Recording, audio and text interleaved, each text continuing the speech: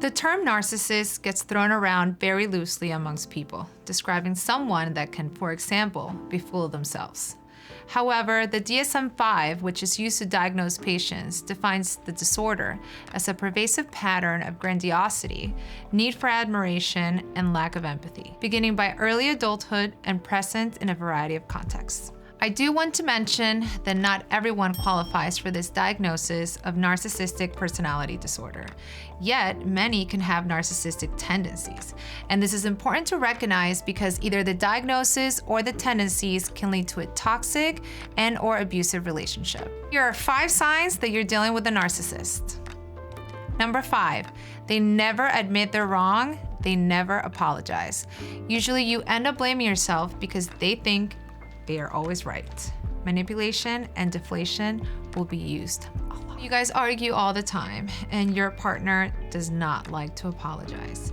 He or she never does so. As a matter of fact, you're the one always saying sorry. Number 4, they have a lack of empathy. They don't have the skills to make you feel validated, seen, or heard. When you guys argue, for example, you want to feel validated, seen, or heard, and he or she lacks the empathy to do so for whatever reason, but you feel like your emotions are not being met, you feel that your reason is not valid, so you guys just keep arguing. So what do I mean by being validated, for example? I'm trying to tell you my side of the story, why I feel sad, why I feel you're working too much, or why I need you to hug me more. Maybe my love language is different than yours.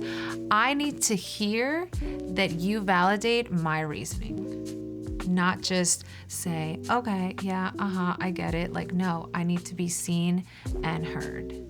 How do you validate me? You acknowledge. Maybe you can repeat the same sentence. I hear you. What I'm hearing is that you are not happy because, for instance, they don't care when you had a good day at work or if you feel sad after a fight.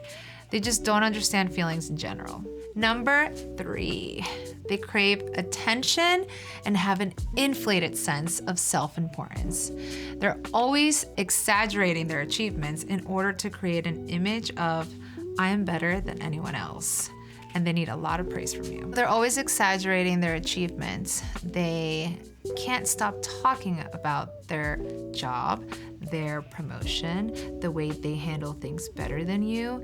It's always about them. They might cut you off when you're trying to tell them about yourself, and they always want to talk about their job. So this day I did this, and my boss said this about me, and people think I'm the best, and whatever you have to say gets thrown to the side. Number 2, they think rules don't apply to them. They may go off on you, for example, for spending money after you both specifically set a budget for the family. However, they go ahead and spend all the money freely on themselves. Number 1, they're masters of gaslighting. Emotional abuse is real, and narcissists will be great at this. For example, you constantly may be wondering if you're overly sensitive. You feel like you're losing control over reality, and you unnecessarily apologize a lot. Gaslighting is number 1 for a reason. It is major. You see it in all kinds of relationships. You constantly get belittled by your partner. They tell you you're too sensitive, or you cry too much, or they blame you because you forgot the appointment, right? I'm always the one that's forgetting everything. No, you didn't tell me anything. You're gaslighting me. I know what I said and didn't say. And let's not forget accusations. You're paranoid, you're crazy, you're this, you're that. For example, they might say, you're crazy. I only did that because I love you.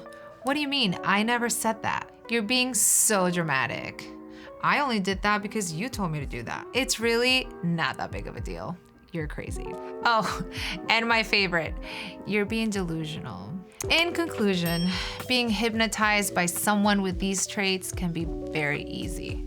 They're charming and charismatic when it comes to manipulating, so it is important to know what to look for. To keep clear boundaries in your relationships and work on your own self-confidence so you know that the shame and guilt that they try to project on you does not represent your self-worth. If you want to learn a little bit more about the narcissistic traits and how to recognize them, go see this video.